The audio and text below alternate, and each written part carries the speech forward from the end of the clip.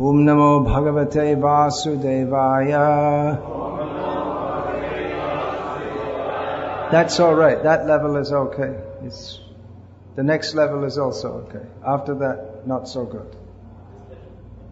Yeah, up to there is okay. Om Namo Bhagavate Vasudevaya. Om Namo Bhagavate Vasudevaya.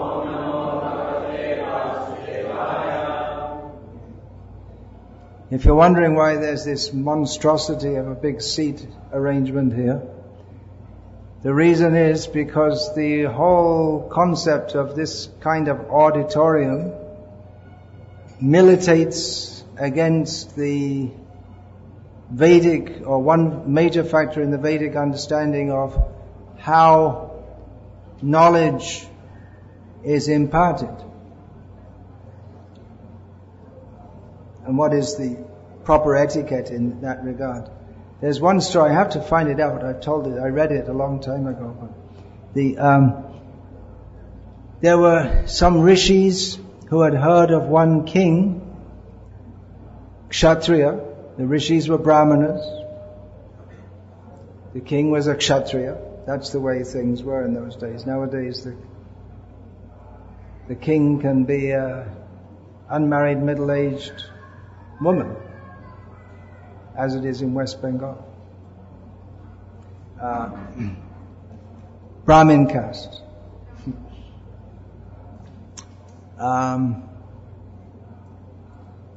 So they had heard that he had knowledge of one kind of vidya, one kind of knowledge of some technical subject, which they wished to learn from him.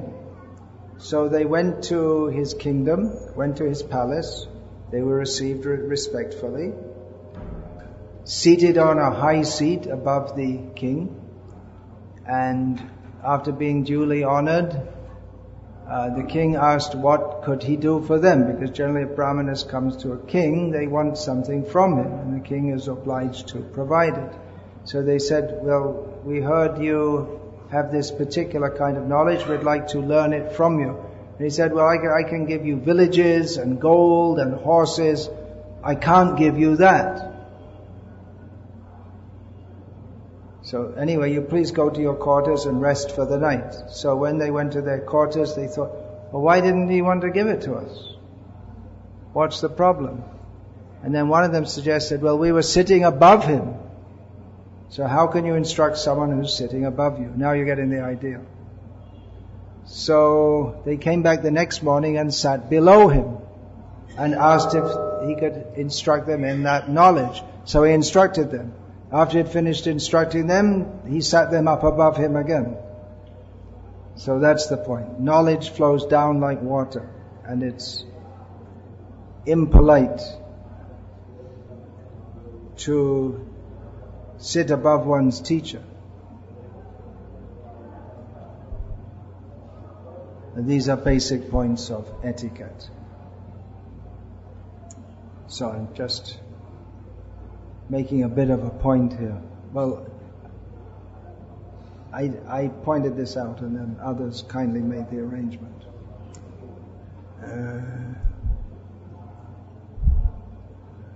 On Tuesday, on Wednesday, I gave a talk in English in the Panchatattva extension about the pastimes or the mention of Nrsimhadev in Chaitanya Bhagavat and Chaitanya Charitamrita. I recounted a particular pastime which is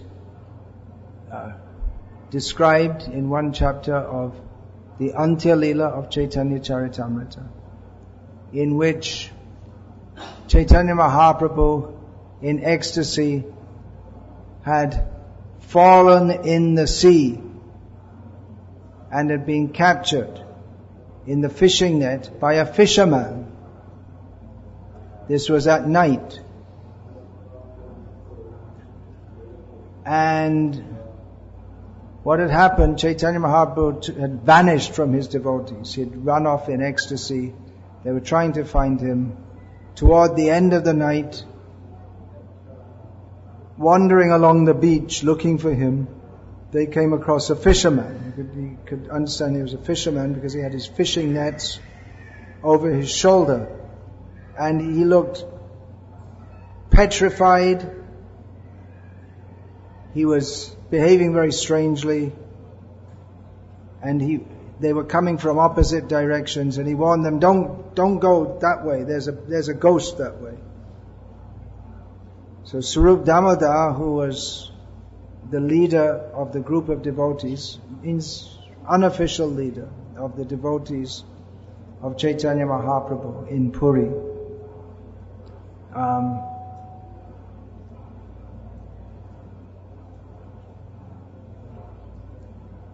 he got some idea what was going on. So he said, what was that? What was that about, ghost? What's that?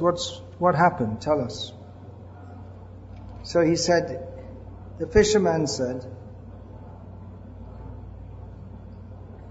that I felt my net becoming very heavy, and I thought, I've got a really big fish this time.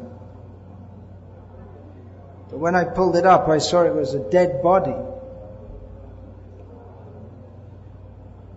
He was actually Chaitanya Mahaprabhu. He wasn't dead, but he was unconscious in ecstasy, had fallen in the sea, unconscious in ecstasy.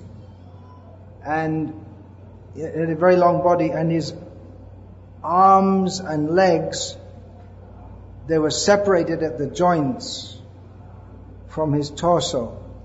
So there was just some skin in between. This was one kind of ecstasy, that ecstatic symptom that Chaitanya Mahaprabhu sometimes exhibited. And it looked like a dead body, but it was making some sound, gong, gong, gong. And when I touched that body, I started shivering and my hair standing on end. I became very afraid. So I chanted the name, Nrsimha, Nrsimha. But usually at night I'm fishing and I call out the name Nrsimha, Nrsimha to protect me from ghosts, because ghosts wander around at night. And whenever ghosts come, I chant Nrsimha, Nrsimha, and the ghosts go away. But when I touch this dead body, then the shivering and the hair standing, all this increased more and more. So actually the shivering and hair standing on ends were symptoms of ecstasy from touching Chaitanya Mahaprabhu. But because he was so afraid, he was so overcome by fear, he thought it was some haunted by a ghost symptoms. So Swarup Damodar understood everything. And then he told him, don't worry, it's good luck for you. I'm a big exorcist. So Swarup Damodar put his hand on his head, chanted a few mantras, slapped him hard 3 times, said, don't worry, the ghost went away. And the fisherman, psychological effect, thought, oh, okay, now I'm all right. So he said, could you take us to that dead body? And he took in Chaitanya Mahaprabhu. So anyway, I told that mention of Nrsimha. And after the class, one Mataji, who appeared to be not from India, from overseas, asked me the question, was the fisherman a Muslim or was he a Vaishnava? She couldn't understand, because it seemed that she thought that, well, if he was a Vaishnava, how could he be a fisherman? And if he was a Muslim, how could it be chanting the names of Nrsimha? Only Vaishnavas chant the name of Nrsimha. I thought that question was something like, there's a Bengali saying, Prabhupada sometimes used to quote that, it's like after reading the whole Ramayana. So I read the whole Ramayana. And at the end, my question is that Sita is the husband of who? The question is so absurd, it means you didn't understand anything at all about the whole Ramayana, because the Ramayana is about Rama and Sita's a woman, so she's not the husband of anyone. Of course, in those days they didn't have gay marriages, where Maybe in a gay marriage you could call one of them the husband. I don't know. But it's such an absurd question. How do you begin to answer it? So I thought it was something like that. It demonstrated a complete lack of knowledge of anything about Krishna consciousness beyond ISKCON, which might be considered by some a quality, but if we're living in India, maybe, especially if we're living in India, maybe not. It's the International Society for Krishna Consciousness, but it's not the only society for Krishna Consciousness. And Krishna Consciousness didn't begin in New York City in 1966. For that matter, it didn't begin in Navadvip in 1486.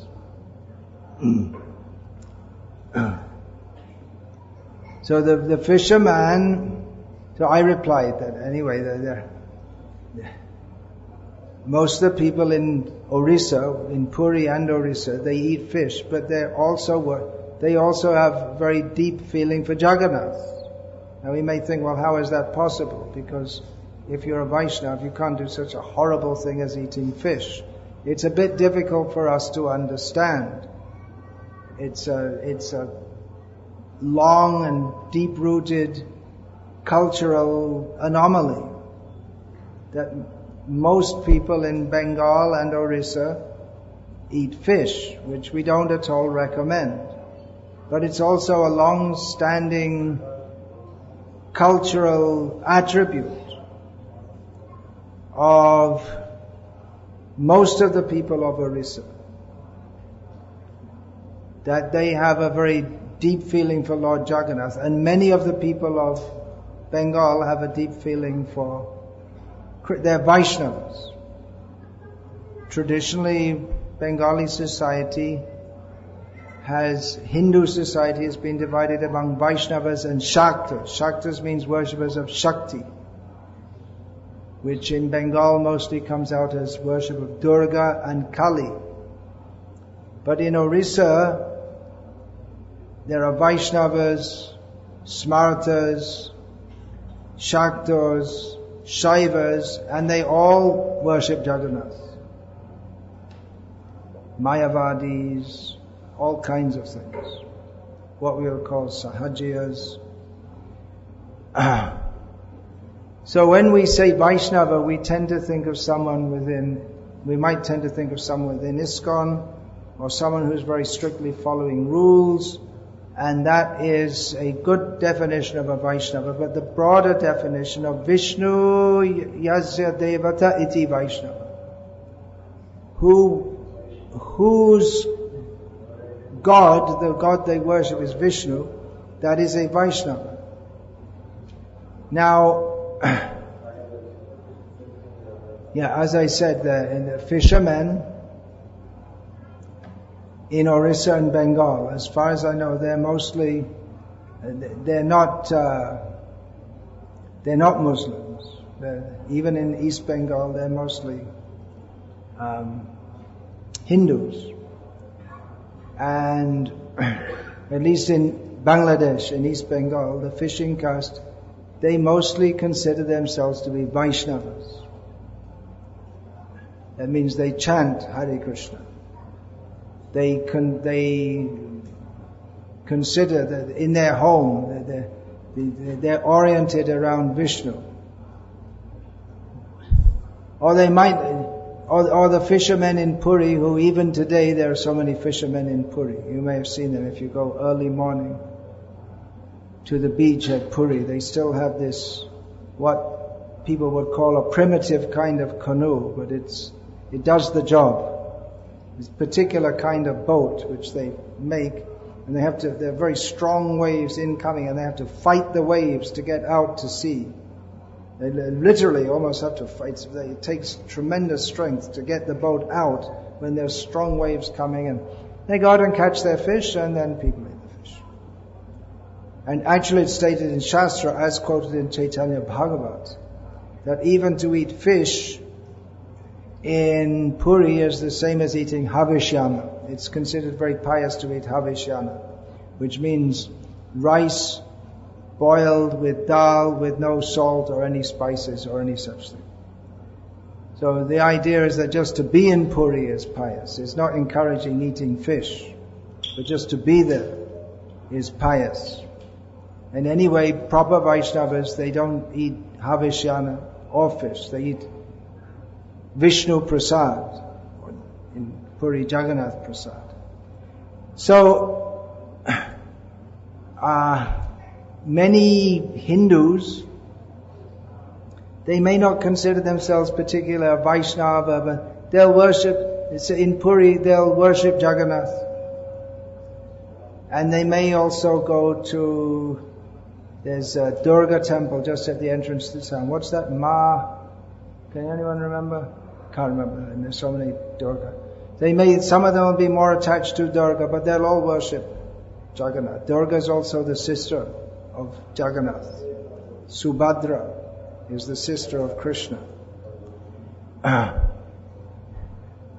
So for devotees coming from outside India, they may think it's very strange, because Srila Prabhupada, he presented Krishna consciousness to us in the purest and best form, free from any culture, well, not free from, but with the pure Vaishnava culture.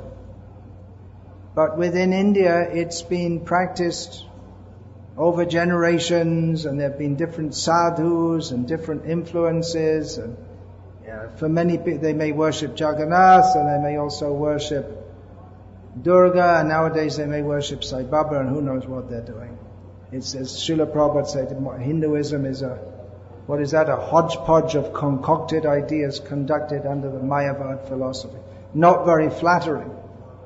But he also said that, it's true, of course, but it's also true, as Srila Prabhupada said, that in India people are naturally Krishna conscious. So what does that mean when we see that most people are more or less materialistic, it seems? But Krishna consciousness is very deeply in the culture. That's a major reason why, that so many people in India are taking up Krishna consciousness under the influence of ISKCON. Whereas in other countries, they're not. It's a major reason. Because people have the cultural background. It's not just a matter of some culture, but this land is particularly meant for people who in previous lives have cultivated Krishna consciousness, who have followed the Varnashram system, have followed the Vedic culture. By the arrangement of Krishna, people who are pious are born in this land. It's specifically meant for that. It's clearly stated in the 5th canto of Bhagavatam, and again in the 11th canto, that this land is especially meant for practicing Krishna consciousness, or at least following the Varnashram system and becoming elevated. Different people are, according to their previous life's activities, they're placed in different parts of the world. Someone with a particular kind of karma is placed in America. Someone in a particular kind of karma is placed in India. Nowadays there may be many devotees in previous lives who are being born all over the world, but previously it was it was only in India. It wasn't before Srila Prabhupada went to the West that people started taking birth in the West who had practiced Krishna consciousness in a previous life. So it can be that someone has faith in the name of Nrsimha to drive away ghosts, but at the same time he doesn't have the same understanding of Nrsimha or how to worship Nrsimha as we do, being fortunate to have had the guidance in the pure Vaishnava Sampradaya from Srila Prabhupada. So they'll chant Nrsimha. They may even have some impersonal understanding, or mostly fishermen, they don't have any understanding. They're not educated. Nowadays, probably they know how to read and write and how to operate a cell phone. But traditionally, fishermen, the only education they get is how to catch fish. And maybe how to sell them also. They don't need any more education than that.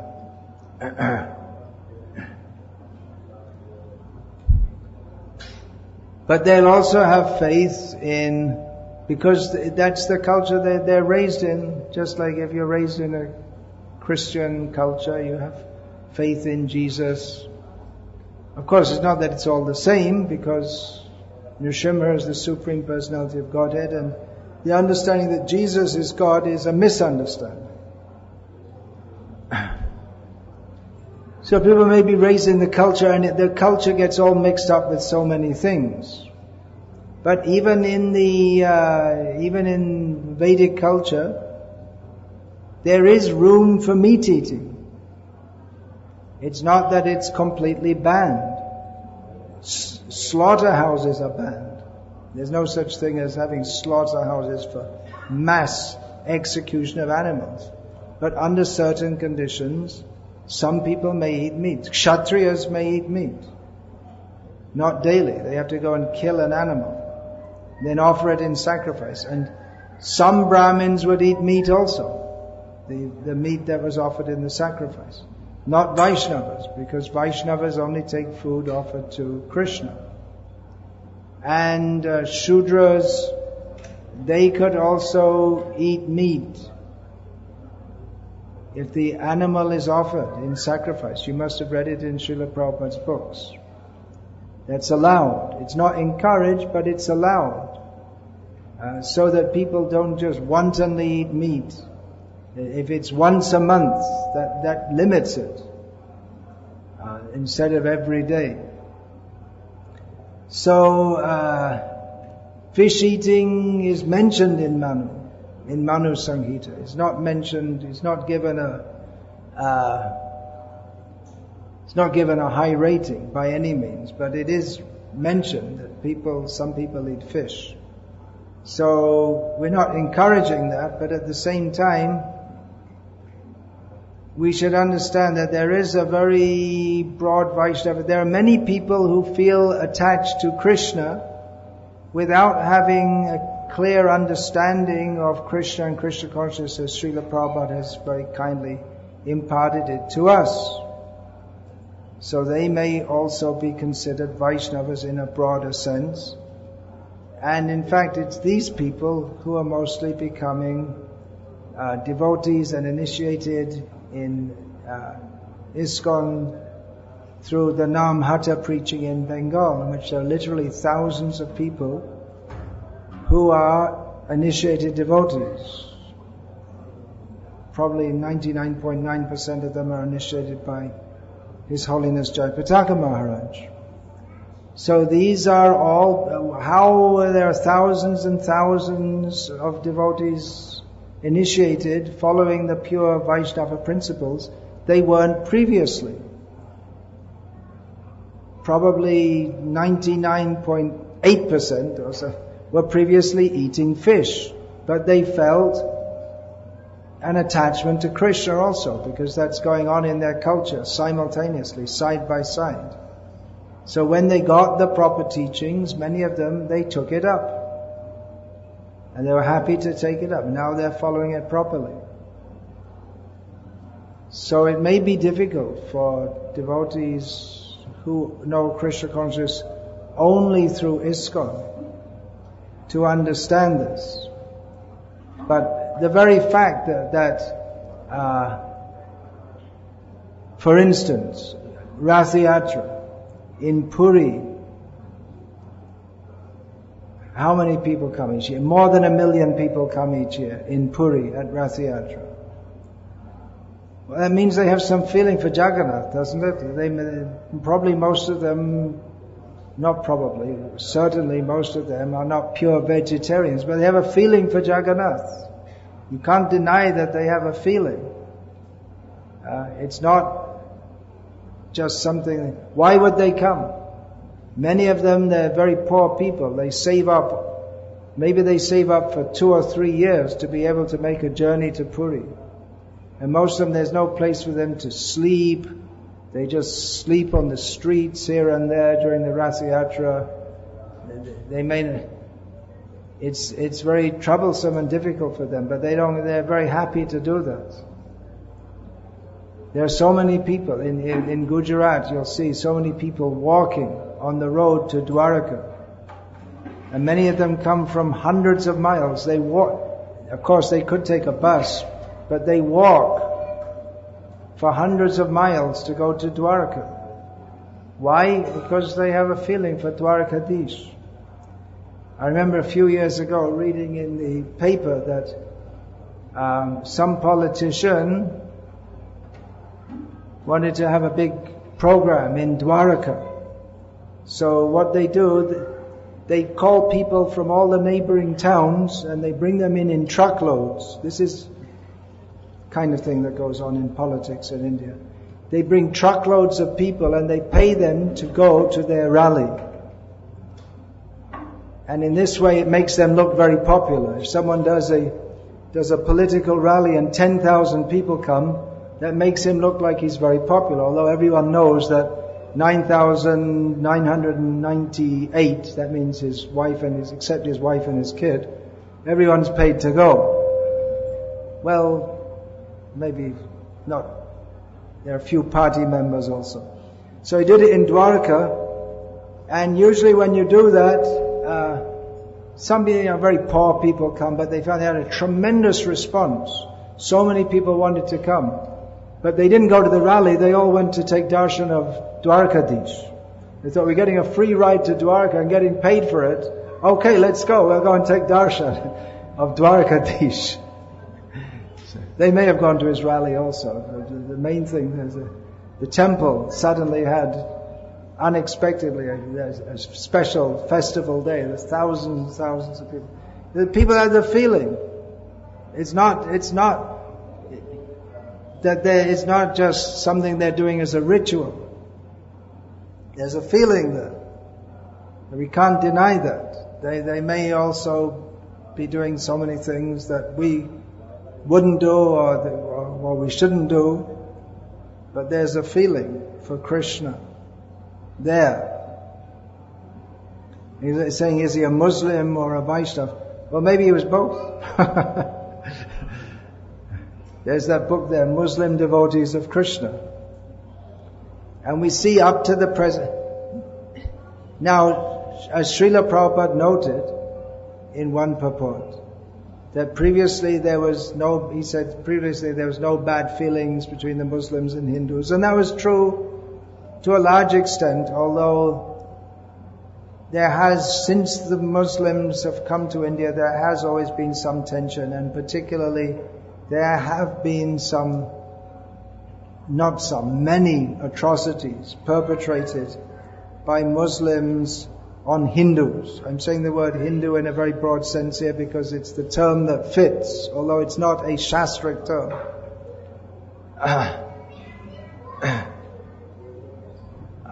And in our lifetimes, Islam, or in my lifetime, I'm older than most of you here, Islam has become a militant force in the world, and Islam has become, the prominent face of Islam is what they call extremism, fundamentalism. But, notwithstanding that, there are many Muslims in India, even today, who do while still identifying themselves as a Muslim, still take part in Krishna conscious activities. Srila Prabhupada noted more than once, he said about Janmashtami, he said all the Hindus in India celebrate Janmashtami, and even many Muslims do also. Many Muslims, they were castes who were forcibly converted, but they still, generation after generation, maintained their feelings for Krishna or for Hindu culture in general.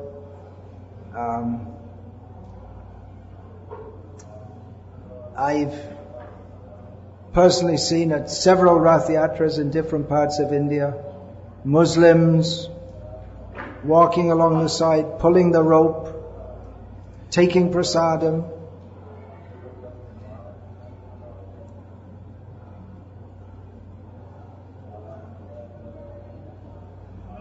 So was he a Muslim or a Vaishnava? He probably, in the strict sense of the term, wasn't either.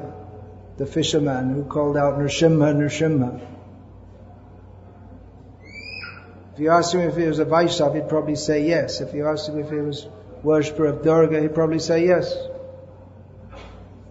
We can't understand. In a broad sense. Does he worship Vishnu? Yes, and worships mostly Hindus, they worship all different gods. It's a very complex thing, which no one worked out what Hinduism is yet, including the Hindus. But it doesn't matter to them that much. They're not in such a, not so concerned to define everything exactly. Anyway,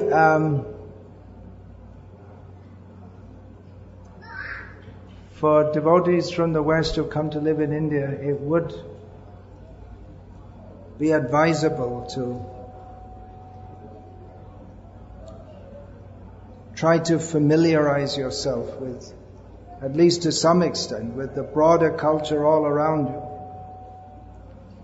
which is conducive for Krishna consciousness in a way it's just not there in the West or in China, or wherever you may be from. It's not. We want to reproduce that in the West without all the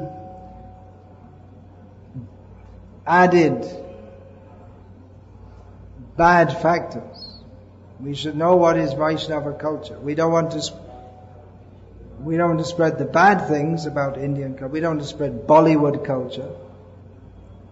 But we do want to spread Vaishnava culture, and it is very different from Western culture. Although traditionally Western culture was much more religious than it is at the present time.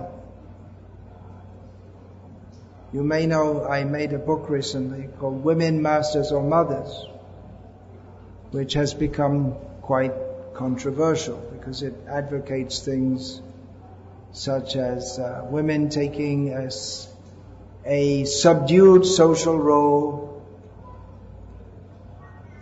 separation of men and women. But that was normal in the West also. It's when I went to church in the 1960s, going to church, Catholic church, men on one side, the women on the other. No one told them to do it. That's what they do. The women cover their heads. For instance, the culture was, neither men nor women went to church in shorts. They would wear what was called their Sunday best. They would wear their best clothes to go to church out of respect, because it's a place of God. So these are basic cultural understandings all over the world, and that the full culture was there and it still is there to some extent in India. So we should find out the best culture and try and establish that all over the world. Unfortunately, Indian people themselves are enamored of the West, and they think that everything Western is the best. And Of course, we're talking East and West here. Spiritual considerations go beyond East and West or male and female. But as long as we're living in this world, we have to live according to some social norms. So the Vedic culture is best for practicing Krishna consciousness. And the Western culture is a disaster. It's based on the misunderstandings arising from Darwin's theory, Freud's. Well, Freud was one mental speculator. There's so many philosophers so many philosophers have shaped the Western society, apart from professional, what we might call professional philosophers such as Popper and Wittgenstein. There are also people have been very influential like John Lennon. Srila Prabhupada, of course, met John Lennon. Have all of you heard of John Lennon? Maybe the Indians haven't. Maybe the younger generation Westerners haven't either, because these people come and go. They may be someone very popular in one generation, may be forgotten in the next. Have you heard of John Lennon? Coming from the West. Young people in the West have also heard of him. Okay, all right.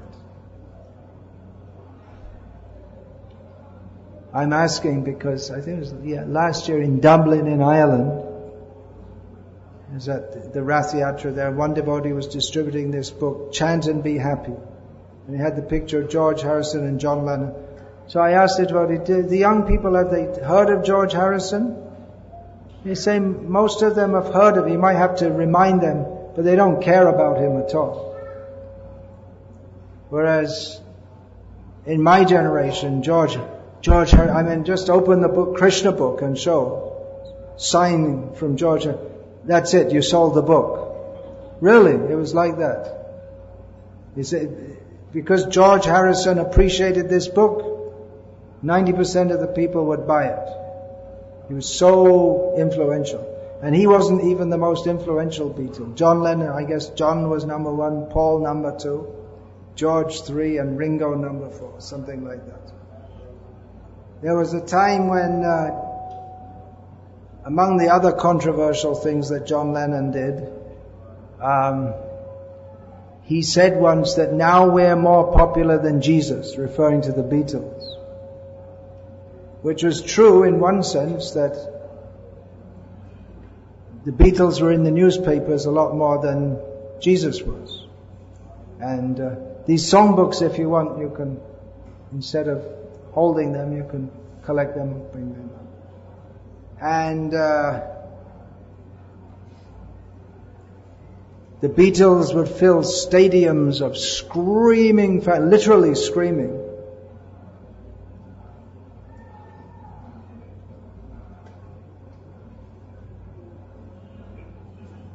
Whereas even the most popular of Christian preachers couldn't do that. So in one sense it was true, although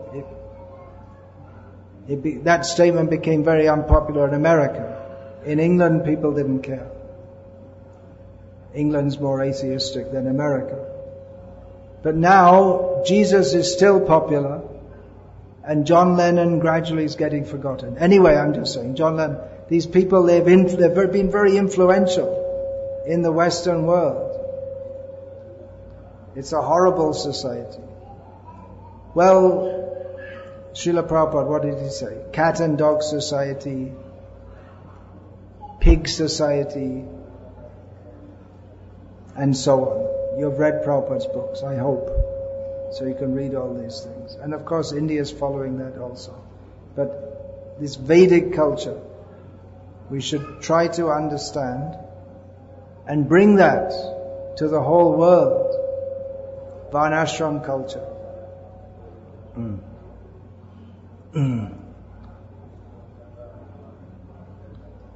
Those who are living in India, who've come from the West, they can take advantage of that. Of course, Mayapur is the spiritual capital.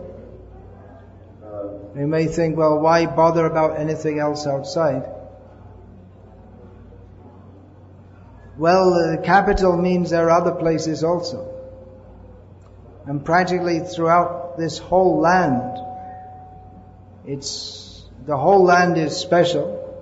the most important place in the universe for spiritual advancement, according to Srimad Bhagavatam.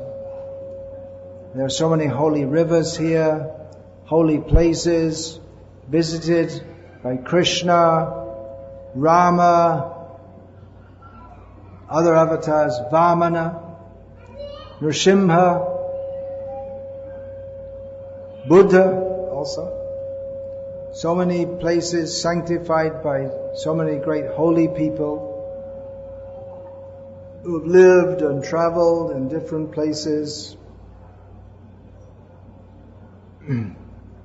There are literally thousands of holy places in India. Literally. Many of them are not known, they're hardly known even beyond a small area. For instance, there's one town in South India called Salem. There are also many towns in America called Salem, which is named after some place in the Bible. But Salem in South India comes from the Sanskrit Shailam, which means hill.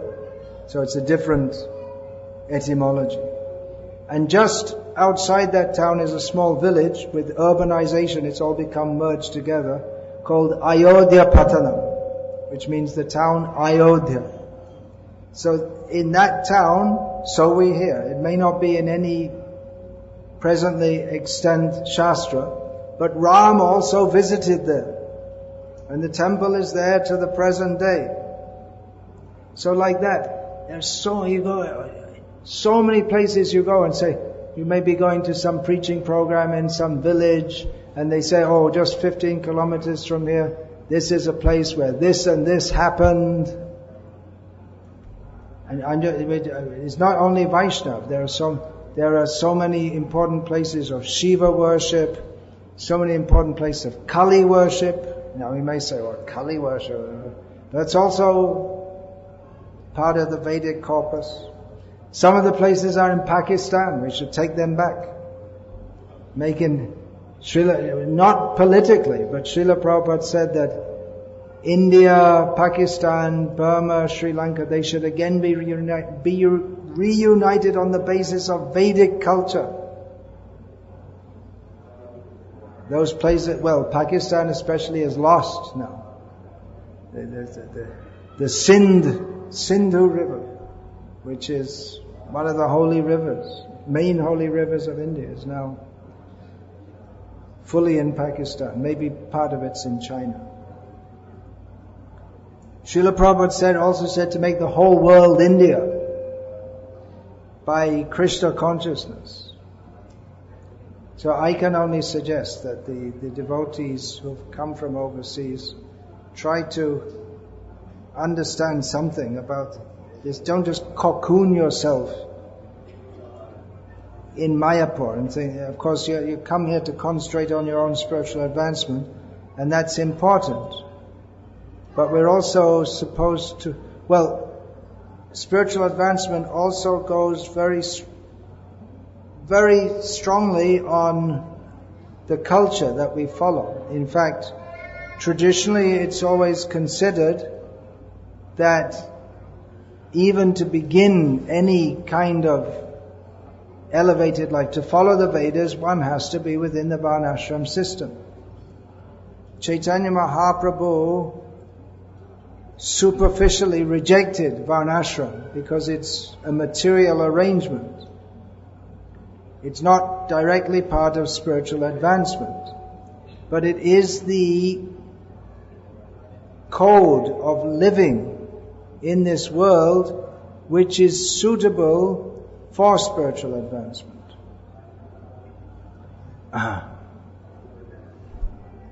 So, to understand that culture will very much help us. Without understanding that culture, then if we follow we may not even realize we're talking about this culture, that culture, we may not even realize. You just say, well, I'm just chanting Hare Krishna, but what difference does it make? Well, it does make a difference. Just like, for instance, at the beginning of this session, I asked the men and the women just to sit a little bit apart from each other. And that makes a difference.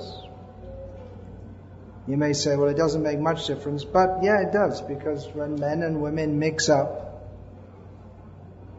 then a whole different kind of atmosphere is produced, which is not conducive for even civilized human life, what to speak of advanced spiritual consciousness.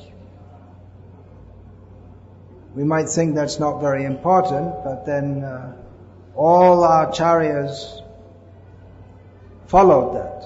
So, if they think it's important, it's important. So also, apart from our own spiritual advancement, there's the whole world. Srila Prabhupada wanted Krishna consciousness to change the face of the world.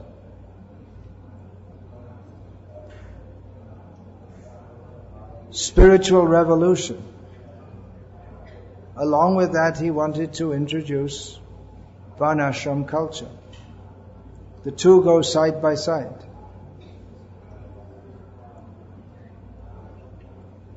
So for the benefit of the world, we should try to understand this culture and implement it.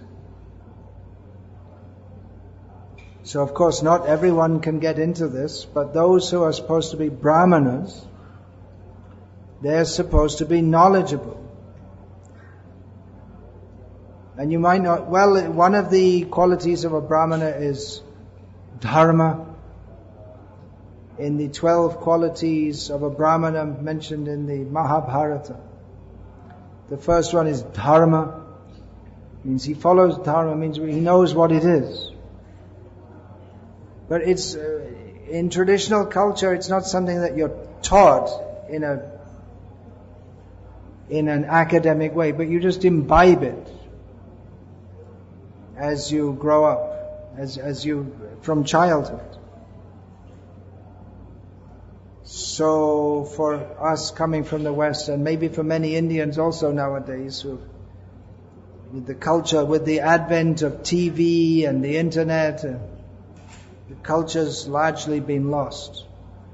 So we may have to learn it. But brahmanas are supposed to know so many things and teach it to others. We shouldn't think that to be a brahmana means just to have a thread on your shoulder and then you can do some puja. But it's supposed to be a teacher. And especially in Srila Prabhupada's movement, it's meant every member is supposed to think of the benefit not only of himself but of the whole world. This movement is meant to change the world for the better by introducing Varnashram culture and Krishna consciousness. The two go together. So there are many things to learn, which if we implement in our lives will be very helpful for us. And actually we should do, and create an atmosphere so that people will be impressed by that. Definitely whoever comes to Mayapur, so many people come every day, mostly from West Bengal and from other parts of India and from other parts of the world also. And definitely people are impressed by the buildings, they're impressed by the deities, they're impressed by the kirtan, they're impressed. One of the main attractions among the Bengalis, are so many Westerners are there. It's something amazing for them that so many Westerners have come to take up a religion which is their religion, in their way of thinking. It's our religion. They're following it. Of course, it's everyone's religion, but culturally it's their religion. So whatever they see, they'll be impressed by, And those who want to take up Krishna consciousness more seriously, they will think that whatever they see in Mayapur is the ideal, is the standard. So apart from being a major tourist attraction, every individual here, if they act in a way which is ideal, you may have read in Srila Prabhupada's books that we want to create an ideal class of men who can give guidance to human society. So they should be ideal by being learned. Again, Brahmana, they should be learned. Brahmana means Pandit. They should know. They should always be reading, studying, learning, trying to understand more and more and more, for their own sake and for the sake of teaching others also. Of course, bhakti doesn't depend on learning, but learning is required, and brahmanas are supposed to teach others. So if an atmosphere is created here, an ideal atmosphere, then others can follow. And conversely, if things are not as they should be, people will take that to be the standard. So we should be very careful here in Mayapur especially to know what is the actual Vaisnava, Vedic culture, live according to that, and impart that to others. So that's very brief overview from my side of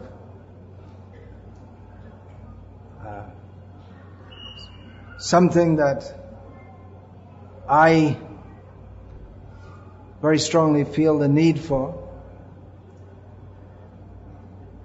And in this regard, I'm trying to implement in some cases, and talking about it, writing about it, trying to communicate this to others, the value of this Vedic culture.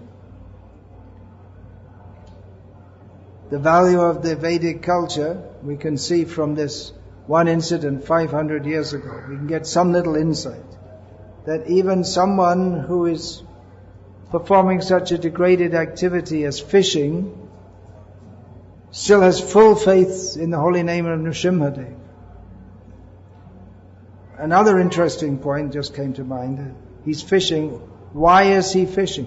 Why? Because he's born in a fisherman family. That's what he does. There's no question of doing anything else. So, Hare Krishna. Any questions about this, please?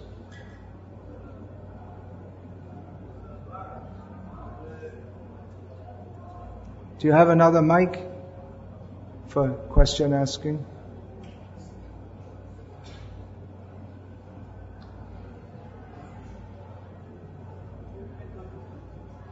You boys all came from Prodhatur, is it? Where did you come from? Andhra, yeah. Where in Andhra?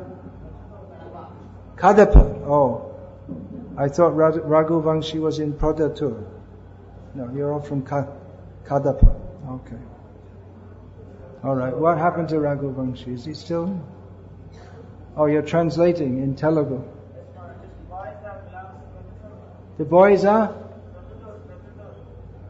They're from Prodhatur. But that's what I said. But then they said they're from Kadapa. I thought they must be from Prodhatur, having seen you.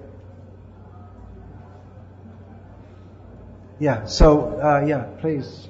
I have a question. You mentioned about the Sindhu area in Pakistan. Is it the original place of Vedic culture? Is the Hindu Vedic civilization is in that area? So yeah, well, it's part of the area, is part of Bharat before he got cut off and put into Pakistan.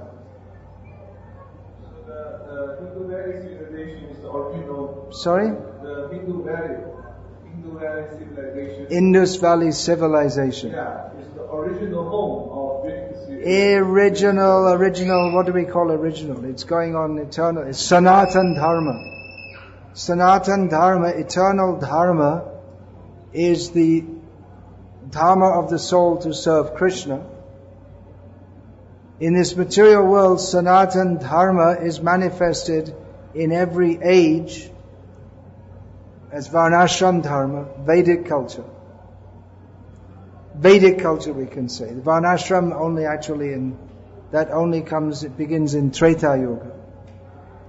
When Krishna says, Yada yada hi dharmasya glani abhutanam dharmasya dharma samstapanata, that refers in the broader sense to Varnashram Dharma. So Varnashram Dharma was being practiced in that area and beyond, actually.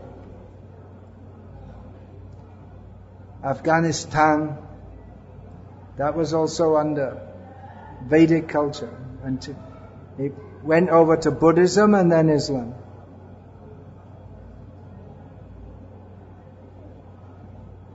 All that area.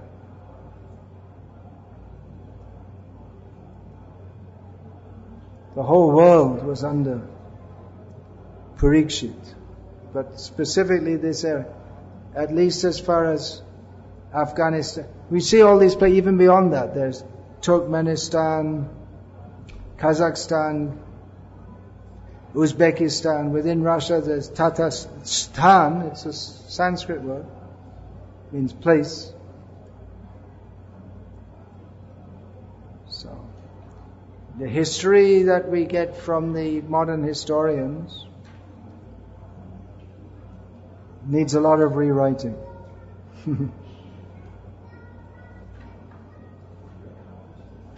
They say Indus Valley civilization, but early means they think that civilization began. When I was a kid, it began 6,000 years ago. Now I think they put it back to 8,000 years or so. They're always changing the dates. But we know, Lord Ram, when did he come? In Treta Yuga. So how long ago was that? Yeah, actually it wasn't this Treta Yuga just before, but it was way, way back, several Yuga cycles before, about 17 million years ago, which isn't really such a long time. So it's going on and on.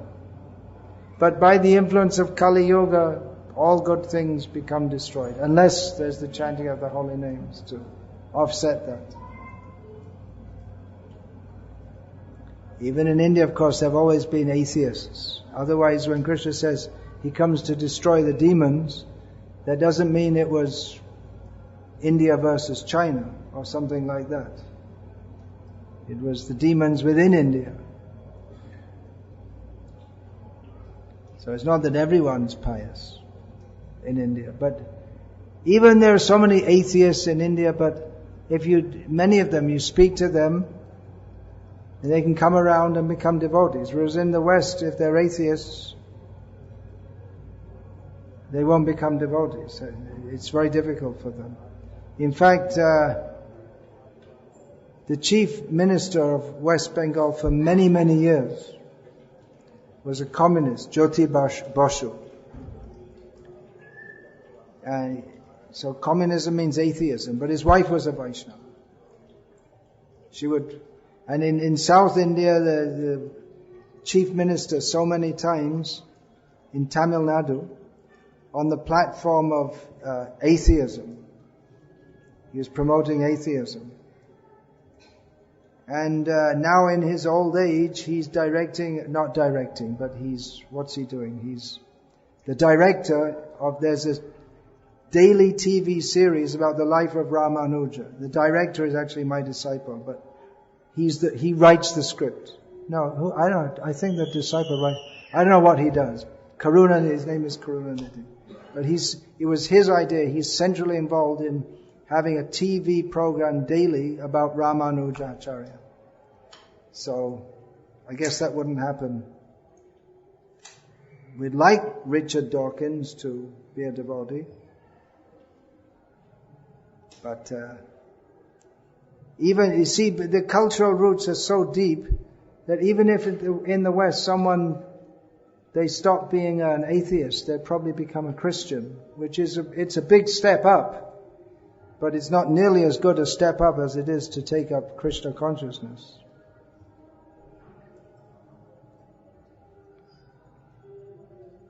Someone else you're going to ask? Yeah.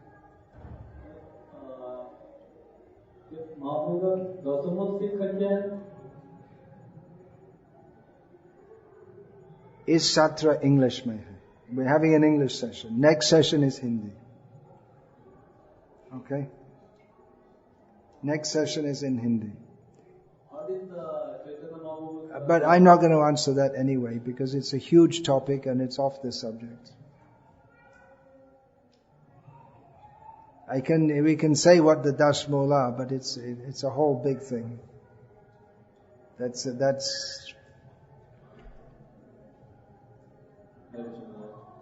I saw a documentary where some of the families in Hyderabad, somewhere like this, they are living in an isolated area and they are not using electricity and they are living like totally Krishna consciousness environment. You saw a documentary? Yes. I saw it in Dallas.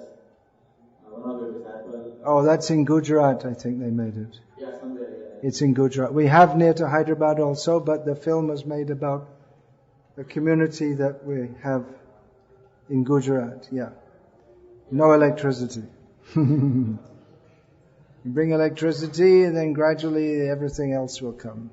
Internet, TVs. Then you have to pay for the electricity, then you have to work hard to make the money and the whole simple living and high thinking is finished. So, no electricity. Then after sundown, what do? Chant Hare Krishna. You can't sit working away at your computer. Means also no air conditioning. But there were a lot of people who were reluctant, including myself, to actually adopt this lifestyle. So could you give us the ideas how to actually go for it? How to get the idea to do it? Better you go there and see.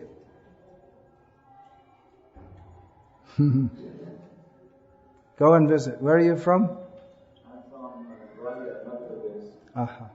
Okay. It's not too far. You can go and see. It's actually very simple. That's the whole idea. Keep things as simple as possible. Keep the material needs to a minimum and keep Krishna consciousness to the maximum. Instead of living your life in such a way that you can squeeze in a bit of Krishna consciousness here and there. But Krishna consciousness is central. That means brahmacharis living in temples, they have the opportunity to have a full morning program, full evening program. Grihastas don't have either. Most Grihasta devotees, if they can squeeze in 16 rounds a day somehow or other, they think they're doing okay. But in the farm community, they have full morning and evening program. Actually, they often don't have a class in the morning. They have it at midday because morning it's hot, so they go out to work in the field. Those who are working in the fields work. And they're living among devotees, so at work they're expected to chant Hare Krishna. Whereas if you're in an office or what, you're not allowed to chant Hare Krishna. So it's a conducive situation for Krishna consciousness, as Prabhupada wanted, in his kindness and wisdom.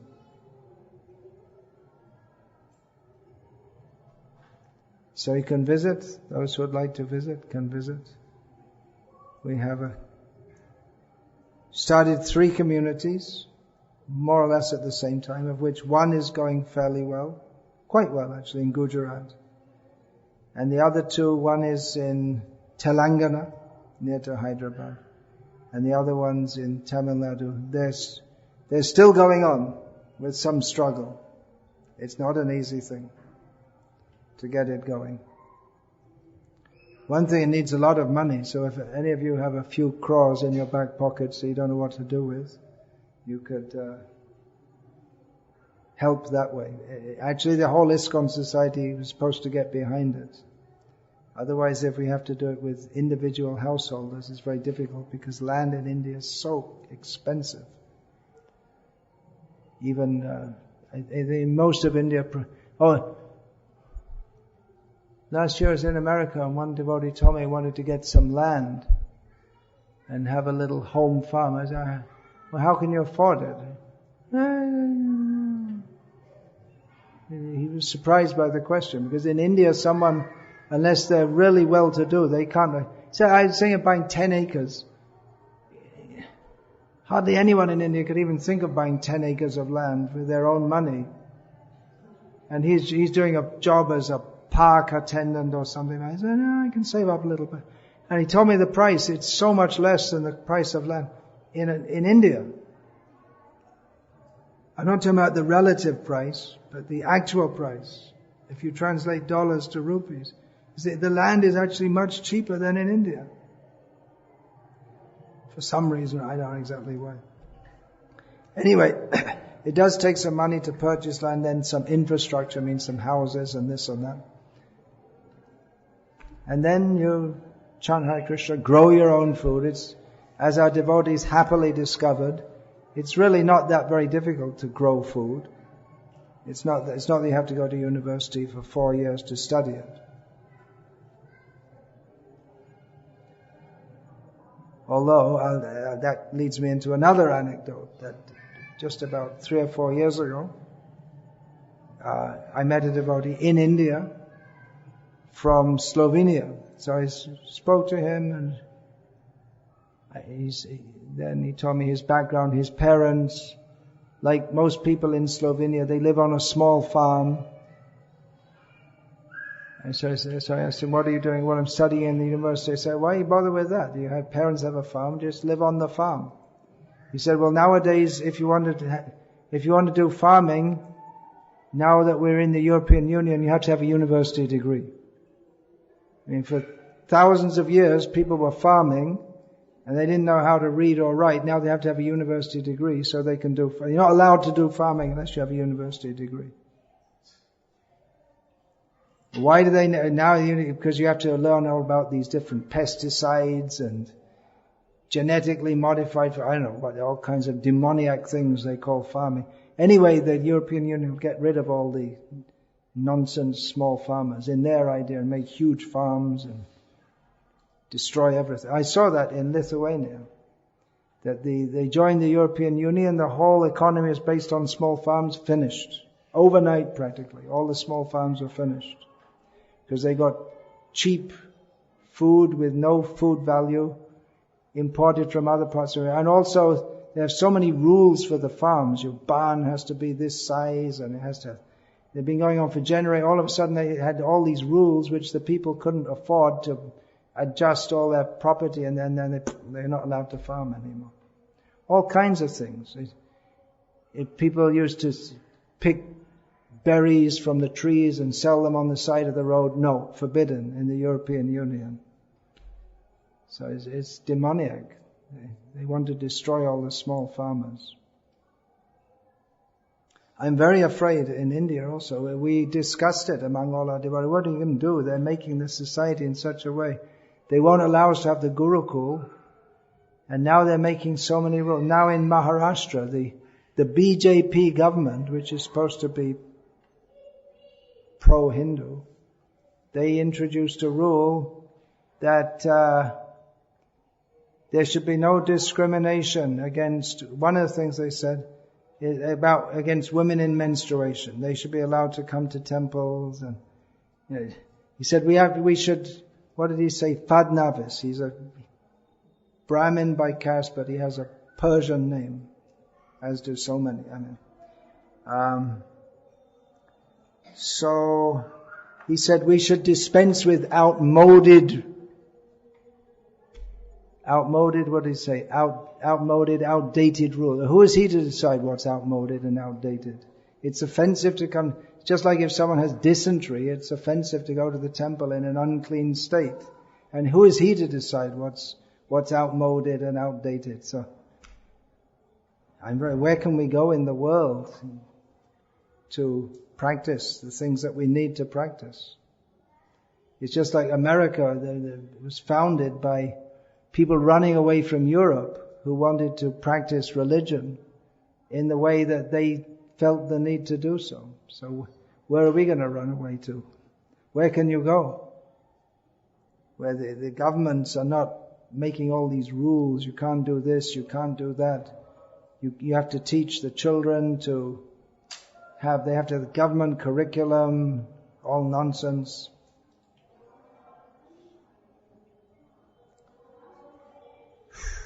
Hare Krishna. Okay, any other question?